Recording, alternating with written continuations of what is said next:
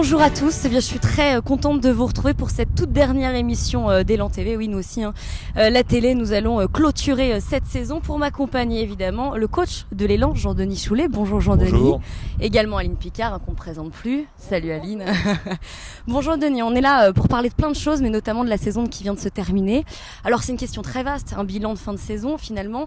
Qu'est-ce que vous retenez de cette saison qui vient de se terminer ?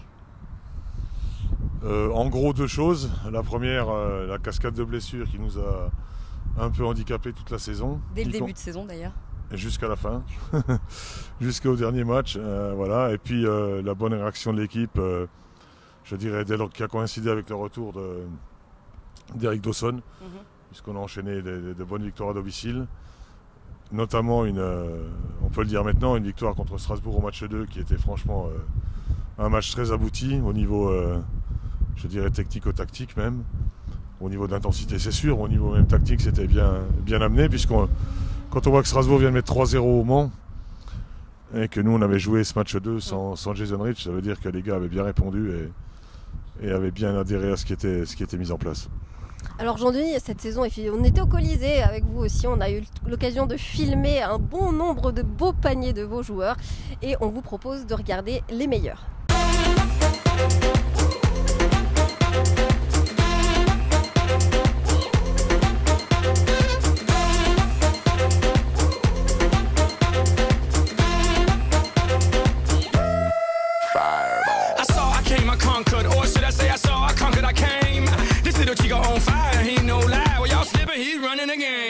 Now Big Bang Boogie get that kitty little noogie in a nice little shave. I gave Susie a little pat up on the booty and she turned around and said, walk this way. I was born in a plane.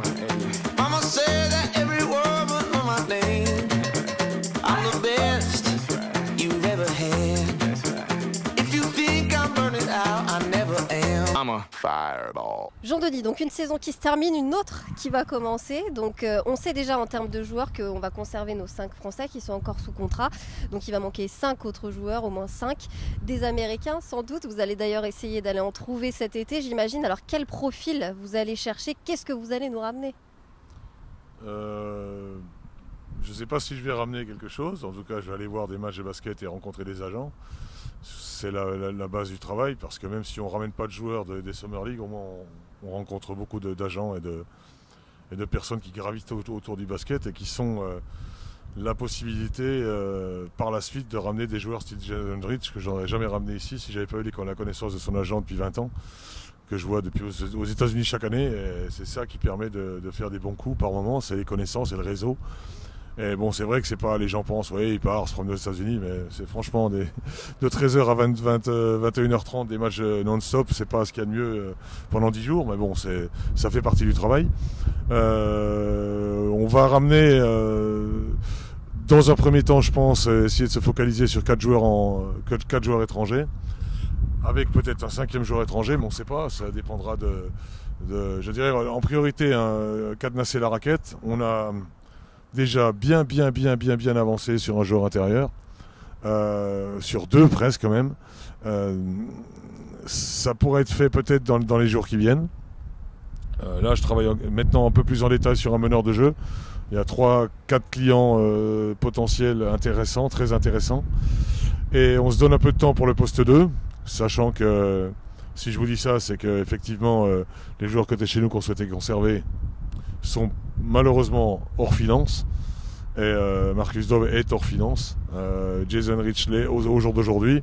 Alors on essaye entre guillemets d'essayer de faire de très très bons coups rapport qualité-prix sur les autres postes pour éventuellement avoir une manne financière un peu plus grosse sur le poste 2, et pourquoi pas essayer de ramener Jason Rich ou un ex-corallien également très connu et très bon, ex-corallien, je dis n'importe quoi, ex-chalonnais, ex-Choletais je veux dire, donc voilà, et maintenant c'est vrai que c'est une période où le téléphone sonne très très souvent, et je pensais honnêtement qu'il allait y avoir une période de latence avec un peu de calme après la saison, mais là c'est parti comme une balle, et je dirais que ça fait 2-3 jours, là c'est sans arrêt non-stop, et téléphone sans arrêt téléphone. Rémi Delpont pensait être tranquille aussi, je l'appelle 10 fois par jour.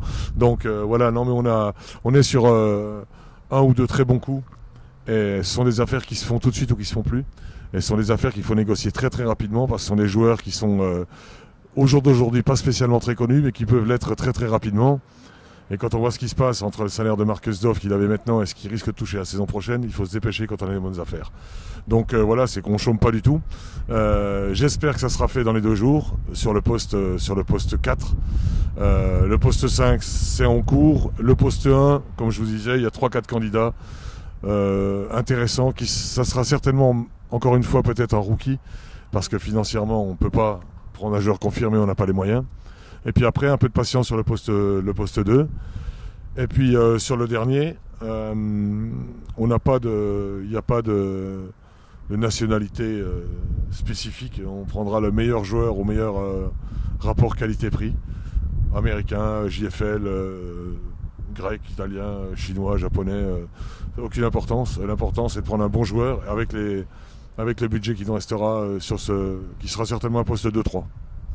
Bon, les joueurs, on les connaît sur le parquet, en tous les cas, le public les connaît sur le parquet, mais ils vont également à l'extérieur. Il y a pas mal d'actions qui sont réalisées par le club de l'Élan. On vous propose justement un petit clip vidéo qui résume toutes ces actions menées durant cette saison.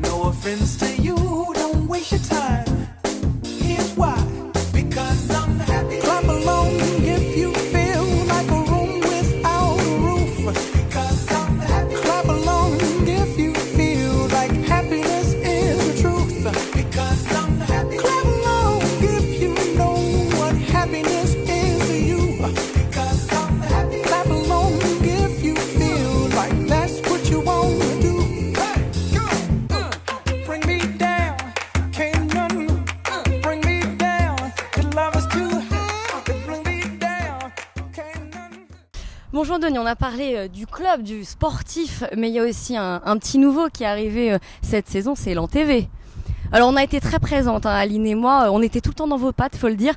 Est-ce qu'on n'a pas été un peu relou, comme disent les jeunes ? Non, franchement non, je trouvais que c'était très bien. La seule chose sur laquelle j'étais pas très très satisfait, c'était de voir ma tête sur écran géant avant les matchs. Donc ça c'est quelque chose qui me plaisait pas beaucoup.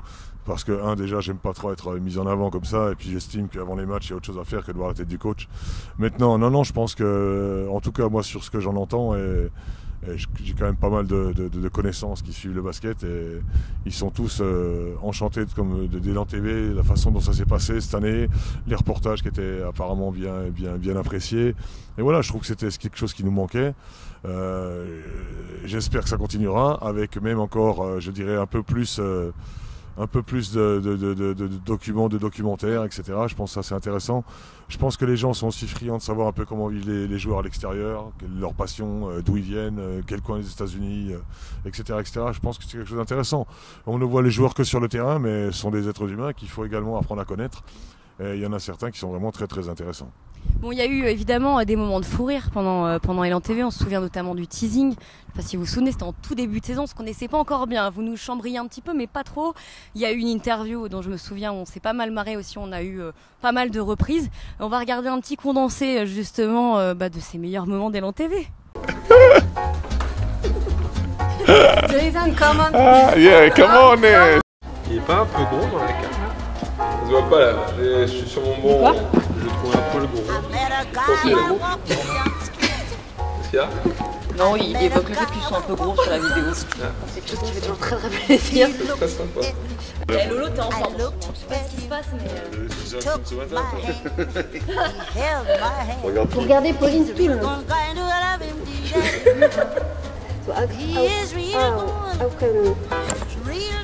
C'est une blague là. Je refais cette question. Les conclusions, quelles sont-elles? C'est pas possible. Bon, justement, en pleine forme aussi. Oh non, putain. Et voilà donc pour cette émission de fin de saison, la toute dernière émission d'Élan TV pour cette saison. On vous retrouvera, on espère, avec grand plaisir la saison prochaine. Et on tient quand même à remercier évidemment pour cette très belle année passée avec vous. D'abord vous, Jean-Denis, merci de nous avoir supportés.